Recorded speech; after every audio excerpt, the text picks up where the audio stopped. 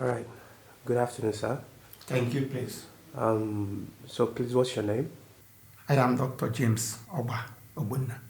Okay. So today we are going to be talking about why Peter Obi lost the general election that happened last year. So we are much interested about talking about why he lost. Can I know why this is so, and why did he even lose the election at the first place? It's mind-boggling for any sane human being to claim that Peter Obi lost election. Peter Obi never lost any election. It was a scheme to detribalize Peter Obi. Where is the judgment that indicates from the judiciary that Peter Obi lost election? Where is the record? We have just lost the moral consciousness of this nation, and that is pre-colonial mentality. They have stolen the mandate belonging to Peter Obi, and I don't care who succeeds, God. The court has not been able to bring us the details of the judgment, which spells our doom in our judiciary. There is no record. Please, can I inform you also that I'm an information landscape as a career? So, I am well informed when it comes to dealing with statistics and realities. So, Peter Obi did not lose the election.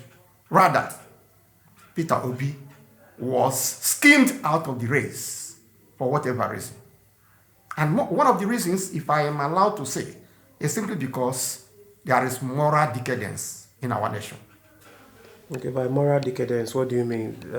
What's it related to in this country?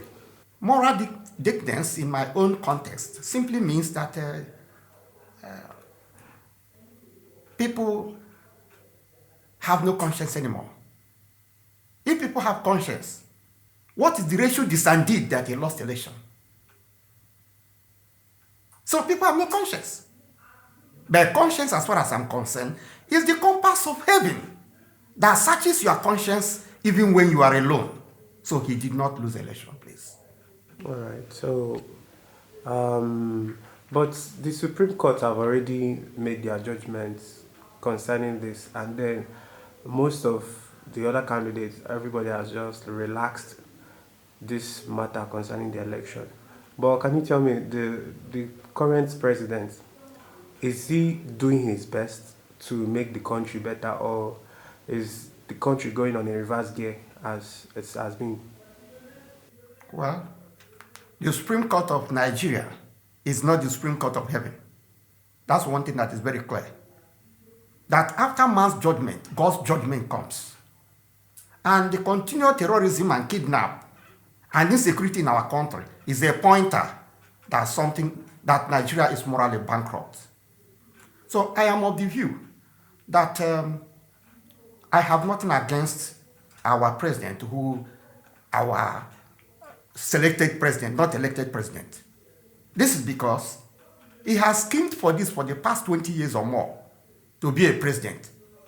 If he's in the same country where the things work, I think we need to scan his process. And that's what Peter Obi canvassed for, which he did not obtain from the judge or the court. Because, I'm sorry, the court was biased, and that nailed the judiciary into the dustbin of history. So you're saying the judiciary at this moment is Compromised. The judiciary compromised. And they know they compromise. If the judiciary did not compromise, what are the ratio descending? Where is the law report giving us the details of this is based on this, based on this? This is why Tinubu won the election. They didn't give us, up till now, we have not seen any result. Excepting that few lawyers or few senior advocates of Nigeria, boggled themselves together and then decided to pronounce him the winner. So it was a charade as far as we are concerned. so. But do you think Peter Obi is still going to come out for any election again whatsoever, for people to select their leaders instead of electing their leaders? Well, in my own view, one, I have not seen any meaningful contribution that this government is doing at the moment. The budget is running on borrowed funds. Ordinary Nigerians cannot even move from where they are because of the hike in fuel price. Now, the corruption has reached the apex. You are asking people not to steal.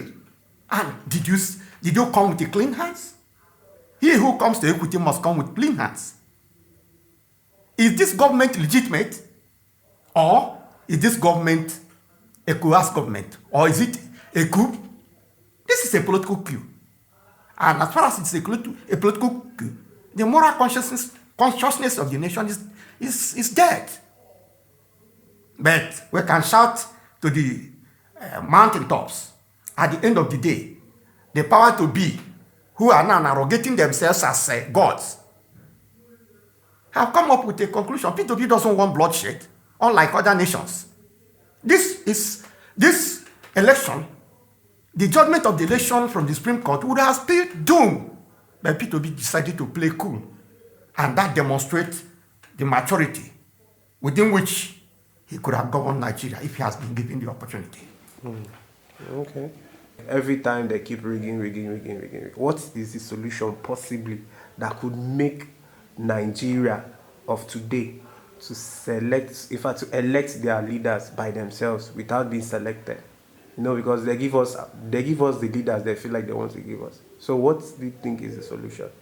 Well, Peter Obi came on the platform of a Labour Party to give people hope. The sinking nation, he brought the youths, he brought the elderly, he brought all that is required. So the problem is this: the system refused to allow people to elect their leaders. And that boils down to the fact that we have lost our consciousness. What we have is flag independence, not true independence. Nigeria is a proxy. Nigeria is not a reality. The Nigeria of our dream is like what Chinua Achebe said. There was a country.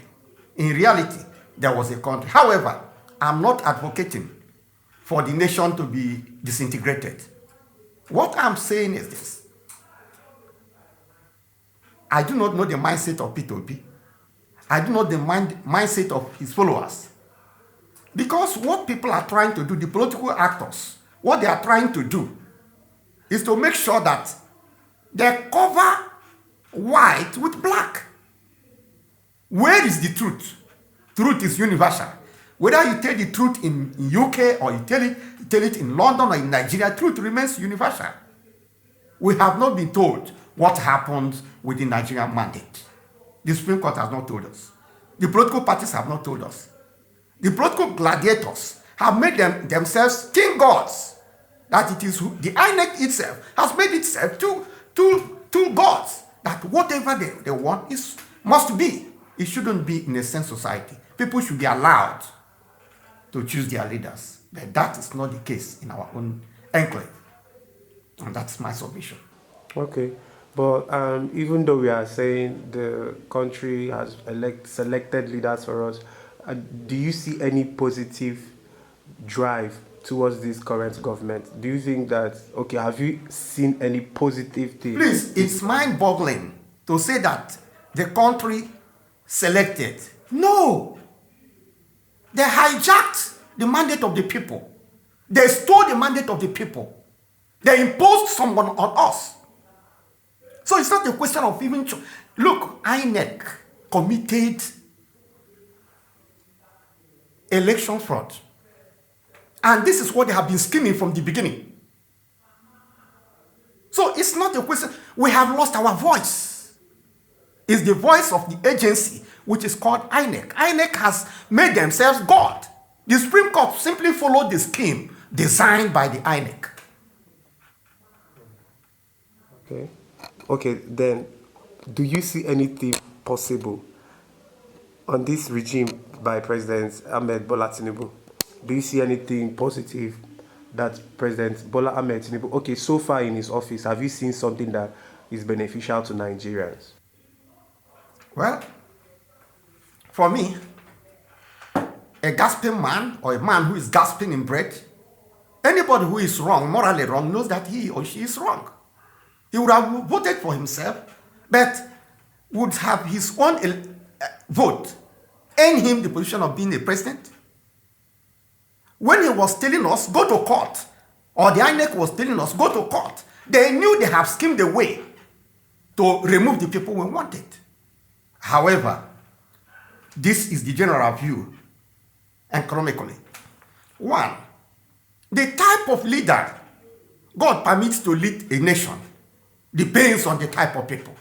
So I think there might have been a supernatural equation to bring Tinubu to expose how morally bankrupt, how judiciary deficient Nigeria is. The only hope is that Nigeria need to go back to the drawing map by telling themselves the truth. Nigerians are managing Tinubu not because they wanted him, but simply because he's imposed on us and we don't want bloodshed. So far, I feel that the man is trying to make the wrong right by trying to embrace all and sundry. That's what he's trying to do. But if the foundation of it, any setup is weak, the superstructure must surely be reliable. The foundation is weak, and the collapse is imminent, sir. So I do not see the magic that Asuwaju Tinubu Mohammed is going to make, because if the foundation is faulty, the building must collapse. I do not see. Look at the price in fuel. Look at youth unemployment, terrorism. Look at general insecurity. Where is the government? Where is the government? Nigeria, the naira has depreciated to almost zero level. So where do you see? I'm not a prophet of doom, but where are we going? So Nigeria is like a head without brain, as far as I'm concerned. So you are saying that Nigeria in the next 4 years? Nigeria is in a limbo. Nigeria is on a standstill. Nigeria is standing on a gun keg of powder that if Peter Obi has not restrained it, it would have engulfed the whole nation. But because he doesn't want violence, he has decided to treat his wounds, or the wound of the nation. Not even his own personal wound, but the wound of the nation, by saying, okay, let go. But I do not see a headway out of this quagmire, political quagmire. And it is man-made. It is not God-made. Okay. All right. So now going back to some questions, because on the internet, a lot of people have been saying, okay, let's give Tinubu a try. Most people are not even really thinking about Asiwaju as a president. And then most people are looking out for what Peter Obi is doing of recent. That is, they look at him as, okay, the acting president, not even the president himself. So, but what do you advise? Do you advise Peter Obi to work with this current government, since everybody should be working towards making Nigeria a better place? So do you advise Peter Obi and the likes of him to help Asiwaju, since the deed has been done, instead of letting people die of starvation, insecurity, and all other vices that is attached to Nigeria of current? So do you suggest that Peter Obi should actually work with Asiwaju? I want to illustrate. If a robber fires at you and says, give me your phone, and in a bid to resist, he gives you a terminal injury, will you forgive such a robber? No. If you will not, the answer is objective. Maybe the like of Pope will be able to do that. What I'm saying in this interview is this.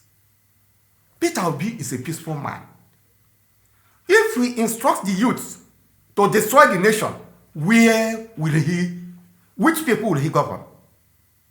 Now, if he decides to say, okay, I am not working with the person imposed on Nigeria, where will we run to? You have seen bloodshed all over the world, particularly in African nations. The recent coups in Burkina Faso and some other places is a welcoming development to show that something is morally wrong. My advice to Peter Obi is this: to be calm and calculated, that nobody, no human can manipulate destiny. I will advise him to coordinate himself, not to accept defeat because he was never defeated, and look at tomorrow. Look at the likes of Nelson Mandela. 25 years plus, he was incarcerated simply because he was principled to make sure that the walls of apartheid collapsed in South Africa.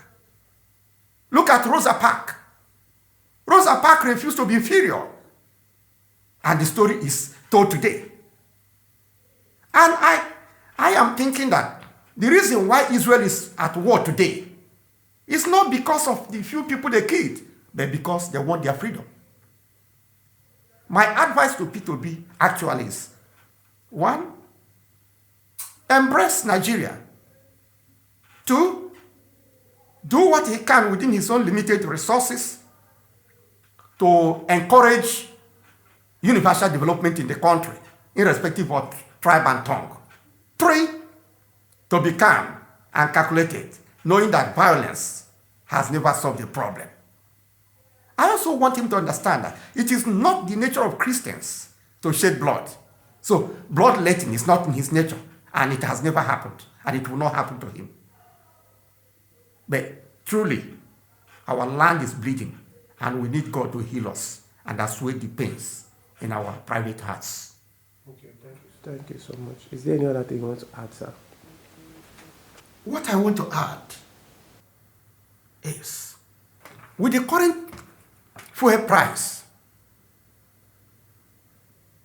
with the current unemployment rate, with the current insecurity situation in our nation, with the current stampede of the academia, with the current padlock of who knows what to say in Nigeria, freedom of expression has been stifled. And that is very, very disturbing. Okay. So can you explain that, like expatiate it? That is freedom of expression itself. What do you express when you do not, when your right is in the selected few? What do you express when your position is a pawn position? What do you express when you do not have right to contest the election and win freely? What do you express when the local government chairmen or state governors are handpicked by money bags? What do you expect when unemployment rate is ravaging the nation? What do you express when our hospitals are just mortuaries? What do you express when you find out that our youths are in drugs because of where they found themselves? What do you express when migration has become the order of the day? What do you express when there is no hope for the whole nation? What do you express when you are not sure of your square mile? What do you express when your freedom is in doubt? What do you express when what Nigeria has is a flag independence? We are not really an independent nation. So there is more than meets the eye than we can see. Okay, thank you so much for this time spent, and God bless you. I hope to see you again, sir. Thank you so much.